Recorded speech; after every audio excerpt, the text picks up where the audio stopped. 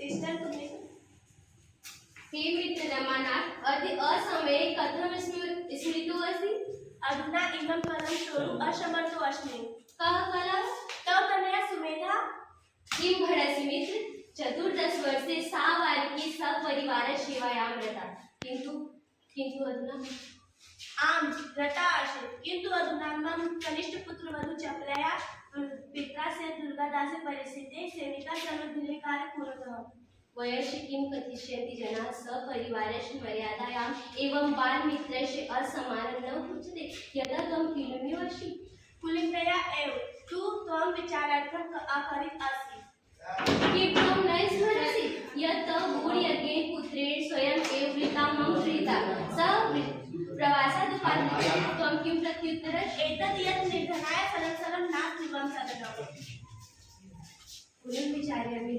सम्प्रदायाभारं बोधुं कथं शक्नोमि अस्ति एकः किञ्चित् एतत् मम चिन्तयन् नास्ति मम निश्चये यत् सुमेधा त्वया सह गमिष्यति अन्यथा पुनः सदनं नास्ति न भवितुं शक्यते सा विदुषी सुसंस्कृता सहनशीलिता अपि स बहु कष्टेन पालिता अस्मिन् युगे दुहिता भाररूपेण नास्ति सामाजिक परम्परा व सम्प्रदायाः सा निर्जीववस्तुना यदि कुबेरा पुत्रद्वा जीवन निर्वाहति असत्यमा परं मम सहजीविभिः भोजन अभावो न वर्तते मां कर्तुं प्रयतस्व मित्र अहं विवशः अस्मि अहं पालयतु समर्थः अस्मि वर्यस्य ईश्वरेच्छा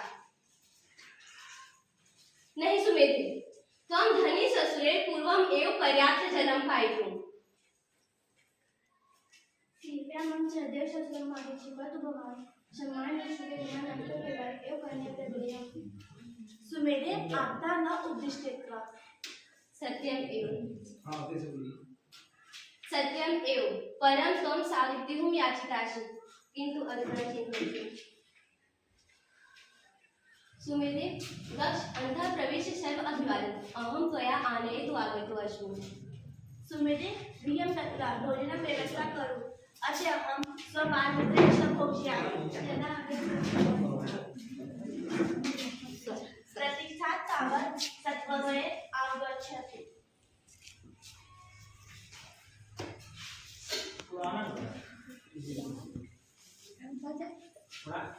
ज्यादा किसी का भी मान का आगे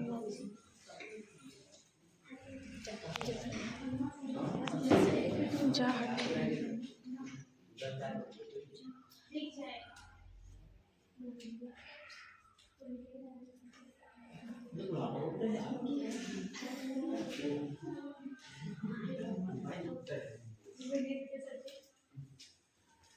यार सब तो हम नाटककार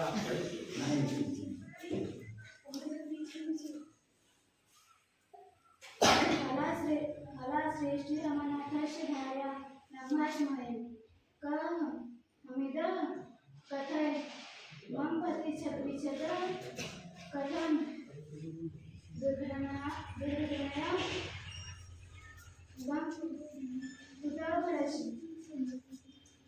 निशाचराय अचिरे गच्छामि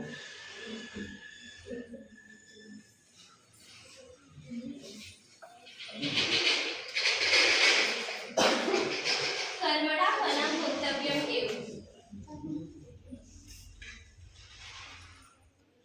मातं गन्तुम् अद्य तस्मिन् मम मातृगृहे उत्सवः हे चपले तव श्वशुरः दुर्घटनाग्रस्तः चिकित्सालये वर्तते आगच्छ मया सह जाने का आवश्यकता अहं तत्र किं करिष्यामि रोगणस्य चिकित्साकस्य उत्सवे मम गमनम् अनिवार्यम् छत्रं वृद्धि शरीरं चिकित्सापि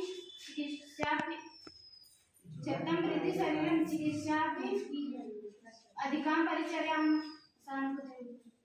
परिचर्यार्थं तु परिचारिकाणां सुमेधां सेवायां सा दक्षाम्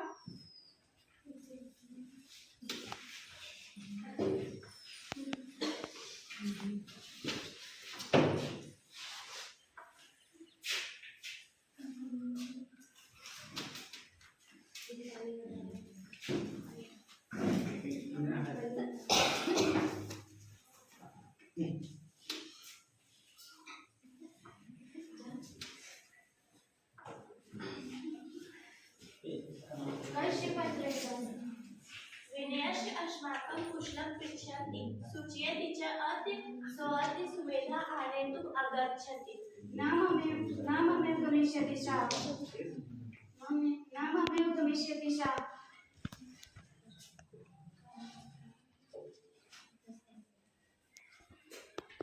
नाममेव गमिष्यता ममे बुद्धिभ्रमिता विदेशः अर्धकाले परिच्यन्ते दुर्घटया मम नेत्राभ्यां काञ्चन कान्तिसमुत्पन्नम् अन्धत्वम् अग्नितम् तस्याः एव रक्तेन मम सौभाग्यलालिमा सुरचीकृता सुमेधा रक्तम् आम रक्तस्रावाधिके रक्तस्य आवश्यकता आसीत् रक्तसमूहेन समम् आसीत् सा सहर्षं साग्रहं रक्तं दत्तवती सा तु निर्धनस्य दुहिता अतः न सम्मानीय शिक्षिता भी अशिक्षिता असंस्कृता स्वार्थिनी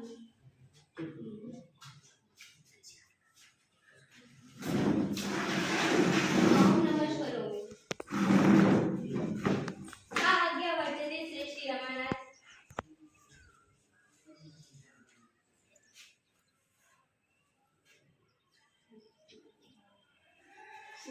मिष्टान्नं स्वादाय स्वमित्रे पुनर्जीवन लाभ अवसरे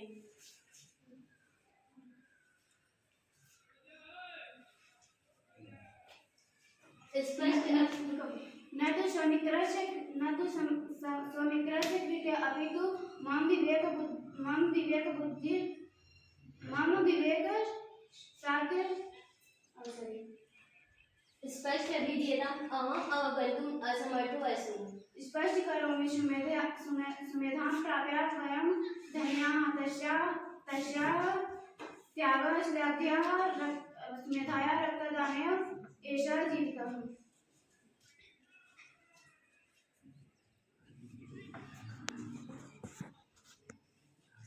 कृतज्ञो अस्मि अहम् त्वया धर्मसङ्कटेन रक्षिता। आम् रक्तदानं जीवनं ददाति रक्त अब्दम् अपहरति एव सत्यमेव त्यागं निष्फलं ददाति। न तु मया अपि तु कदाचित् दुःखमपि सुखवाः भवति अस्माभिः ज्ञातव्यं गुरुवे यकुन्तपाकसञ्चय इति गौरवे इति अस्माभिः विचारणीयम्। क्षमस्व मित्र क्रोध नाला यथार्थितः दोहात् सुखं सर्वसुखम्। मित्र तदापि मम अवगन्तुं क्षम तस्मिन् कुले सुमेधा जीवने दुःखम् अस्ति तस्य त्यागशीलता विनम्रता च तस्य कृते शत्रु अभवत् तस्य दुःखमपि असहनीय अस्ति पुत्रस्य प्रवासः अहं स्वपुत्रवधू तुभ्यं न्यायरूपेण परिश्रुतं दत्त्वा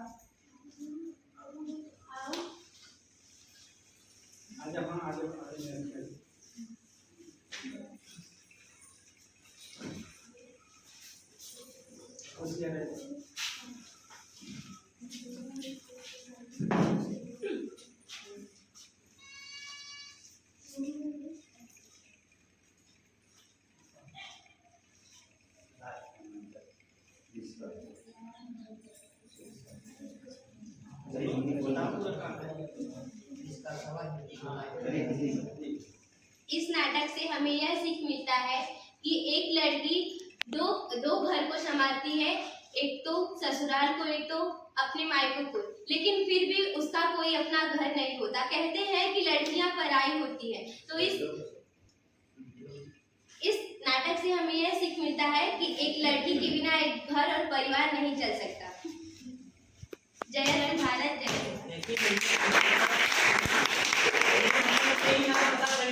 संचय अर्थात दहेज लेना पाप का संचय करना है, ठीक है, जिसमें कई पात्र हैं। पहला इसमें है आपके विनय है, रमानाथ है और एक सुमेधा है, एक चपला है, एक दुर्गा दास। जो विनय है उनकी पुत्री है सुमेधा और रमानाथ ससुर हैं, उनके बड़े पुत्र से सुमेधा की शादी हुई। वही नॉर्मल गरीब परिवार की है। वह जब आती है तो लगातार 14-15 साल जितना भी था वो अच्छे से एक बहू के रूप में उनका सेवा करती है। लेकिन जब जी हाँ, इसमें देखिए ये रमानाथ है, ये विनय है, अच्छा वो रमानाथ है, मिस सुमेधा के ससुर जी हैं, सुमेधा के पिताजी हैं, और ये सुमेधा है, ये चपला, और ये हाँ रमानाथ भी लड़का नहीं वो विदेश गया हुआ, ठीक है। तो ये जो सुमेधा है इनकी शादी होती है इनके बड़े पुत्र से, ठीक है, रमानाथ। अब ये अच्छे से सेवा सत्कार 14 साल करती है, लेकिन जब इनके दूसरे पुत्र की शादी चपला से होती है, यह सेठ दुर्गादासी लड़की है, एक बहुत दहेज लाती है, साथ में नौकरानी भी लाती है। तो नौकरानी सारा काम कर रही है, एक खाती आराम से ठान से रह रही है, कोई दिक्कत नहीं। घर में अब सुमेधा को लेकर के झगड़ा हो रहा है, इसलिए सुमेधा गरीब घर की है। तो जो इनकी सास है ये, तो ये सुमेधा को बहुत ज्यादा प्रताड़ित करती रहती हैं, काम करवाती हैं, और चपला कुछ नहीं करती, घर पैसा लेकर आई है दहेज, इसलिए वो नहीं करती, रोज झगड़ा होता है। तो रमानाथ एक दिन विनय को पत्र लिखते हैं कि आप अपनी पुत्री सुमेधा को यहाँ से ले जाइए, यह रोज न रोज इनमें एक सवाल खाती रहती, झगड़ा करती रहती है। तो इसलिए यह विनय इनके पास आते हैं, नमस्कार करते हैं, कहते हैं भाई ये आपने क्यों बुलाया? तो कहीं इसमें बुलाने का मूल कारण है आपकी पुत्री सुमेधा, क्योंकि हमेशा झगड़ा करती रहती है, इससे मैं परेशान हो गया, आप इसको यहाँ से ले जाइए। अगर आप नहीं ले जाते हैं तो हो सकता हो कि अगली बार आपका सुमेधा से मिलन न हो पाए, हो सकता हो चाहे अपने से मर जाए या हम लोग मार दें। ये बड़े बेचारे दुखी होते हैं, तो फिर वो ले जाने के लिए तैयार होते हैं। तब तक सुमेधा पानी लेकर आती, जैसा अभी आप देखे हैं, तो कहती पिताजी आप पानी पी लीजिए, तो कहते हैं नहीं आप पानी हमको ना पिलाओ, क्योंकि आपके ससुर पहले से कुछ पानी हमको पिला दिए हैं, भाई वो रिश्ते डांट रहे हैं हमको, तुमको पानी की जरूरत नहीं है, तुम जल्दी जाओ, सबका पैर स्पर्श करो और उसके बाद चलो हमारे साथ, हम खुद को लेने आए। इतना हो गया, तो फिर उसके बाद सब चले जाते हैं। तब तक फोन आता है, जो रमानाथ की पत्नी उठाती है, रमानाथ का मित्र आप भी ने यहाँ बैठो, ये दोनों बचपन के मित्र हैं। तो रमानाथ जाते हैं मार्केट, कुछ काम, हाँ, तभी एक्सीडेंट हो जाता है रमानाथ का। अब जब एक्सीडेंट हो गया तो वो हॉस्पिटल में भर्ती हो जाते हैं। अब ये जब इनको पता चला कि पत्नी को रमानाथ की बेचारी परेशान, अब उनसे जाने हॉस्पिटल, और तब तक चपला अपने घर जाना चाहती है, क्योंकि वहाँ बर्थडे या कोई फंक्शन है, कार्यक्रम है, जब तैयार है तो जा रही है। तो उनकी पत्नी रोकती है रमानाथ की, आप कहाँ जा रही है, समय जरूरत तो है पिताजी की सेवा करने की, तो कहीं ऐसा है सेवा करने के लिए डॉक्टर है, नर्स है, हमारा क्या जरूरत है, अगर आपकी और जरूरत है तो सुविधा तो है ही है, वो तो बढ़िया सब कुछ कर लेती है, हमको बहुत जरूरी है, हम यहाँ नहीं रुकेंगे, इतना करके हाँ अपने गुस्से में वो चली जाती है। अब इसके बाद जब यहाँ सुविधा आती है अपनी सास के साथ, तो पता चलता है ब्लड की आवश्यकता है, तो सुविधा खुशी खुशी अपना ब्लड अपने ससुर को दे देती है।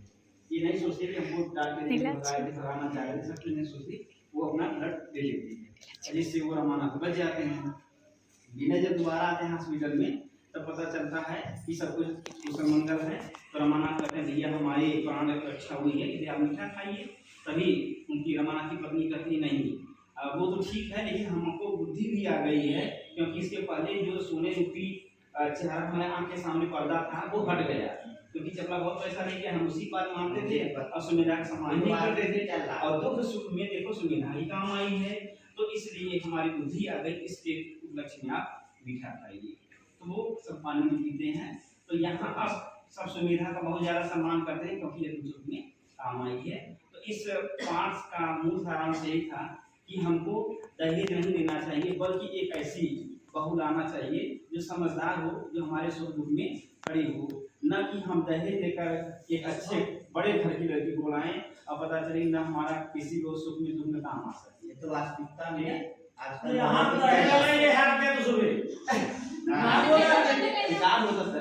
ठीक है। तो इस पाठ का मूल सारांश यही है, इसलिए इन लोगों ने बहुत अच्छा रोल किया। जैसे भी है एक बार जोरदार